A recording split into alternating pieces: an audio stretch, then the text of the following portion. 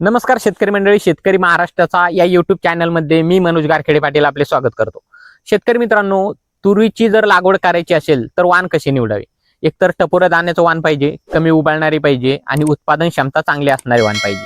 शेतकरी मित्रांनो, मी तुम्हाला 2 वाण पांढऱ्या तुरीच्या दाण्याचे सांगणार आहे आणि 2 वाण लाल तुरीच्या दाण्याचे। तर आपण जे लाल तुरीचं वाण सगळ्यात आधी बघूया, ते म्हणजे अंकुरचं चारू। हे जे वाण आहे हे आपल्याला उत्पादन क्षमता याची कमीत कमी 10 ते 12 पर्यंत देते। त्यासोबतच कमी उबाळणारं वाण आहे आणि टपोरे दाण्याचं वाण आहे। शेतकरी मित्रांनो, दुसरं जे लाल दाण्याचं वाण आहे ते म्हणजे BDN 716। याची जर लागवड आपण करणार असाल तर हे उत्पादन क्षमता तर चांगलं देतच, त्यासोबत उबाळण्याचं प्रमाण देखील याचं कमी आहे आणि बागायती क्षेत्रामध्ये हे लागवड करण्याची शिफारस आहे।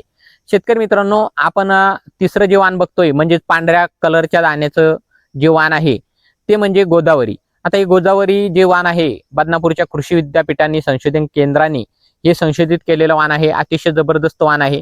आपण याची लागवड जर केली तर निश्चितच उत्पादन चांगलं होणार, त्यासोबतच याच्या दाण्याचा आकार मोठा आहे, त्यामुळे उत्पादनामध्ये भर झालेली बघायला मिळते। शेतकरी मित्रांनो, आपलं चौथं आणि शेवटचं जे वाण आहे पांढऱ्या कलरच्या दाण्याचं ते म्हणजे BDN 711। खास करून हे वाण मी तुम्हाला शिफारस करेल जर तुमची जमीन मध्यम ते हलकी असेल, कोरडवाहू असेल। कारण की जे आधीचे जे 3 वाण बघितले ते बागायती क्षेत्रासाठी किंवा मध्यम ते भारी जमिनीसाठी शिफारस केलेले आहे।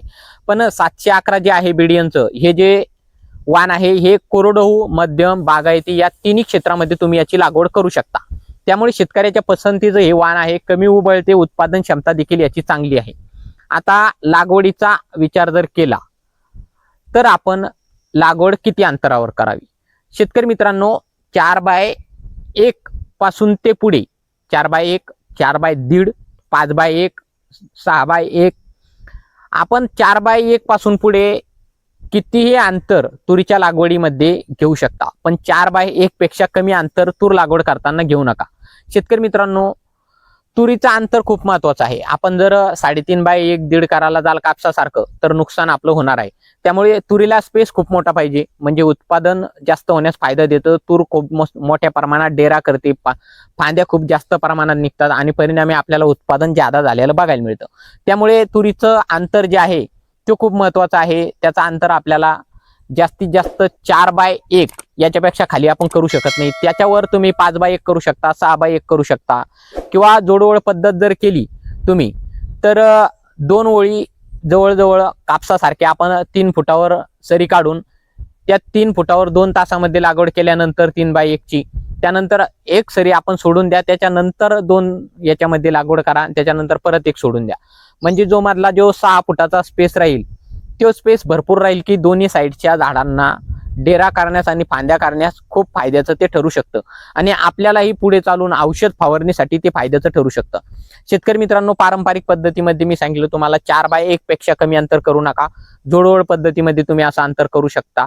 निश्चितच तुरीचे हे जे 4 वाण मी तुम्हाला सांगितले ते तुम्हाला आवडेल आणि तुम्ही लागवड देखील त्याची करत असाल। तुम्ही जर दुसऱ्या कोणत्या वाणाची लागवड करत असाल तर आपल्या कमेंट बॉक्समध्ये नक्की कळवा, म्हणजे इतर शेतकऱ्यांना देखील त्याची माहिती मिळेल। आपल्याला जर तुरीचं उत्पादन चांगलं त्या वाणापासून आलं असेल ते देखील कमेंटमध्ये नक्की कळवा। आपल्या शेतकरी महाराष्ट्राचा या युट्यूब चॅनलला जर आणखी आपण सबस्क्राईब केलेलं नसेल तर सबस्क्राईब नक्की करा। आपल्या शेतकरी महाराष्ट्राचा वन या इंस्टाग्राम पेजला देखील आपण फॉलो करा। परत भेटूया एका माहितीपूर्ण व्हिडिओ सोबत। धन्यवाद।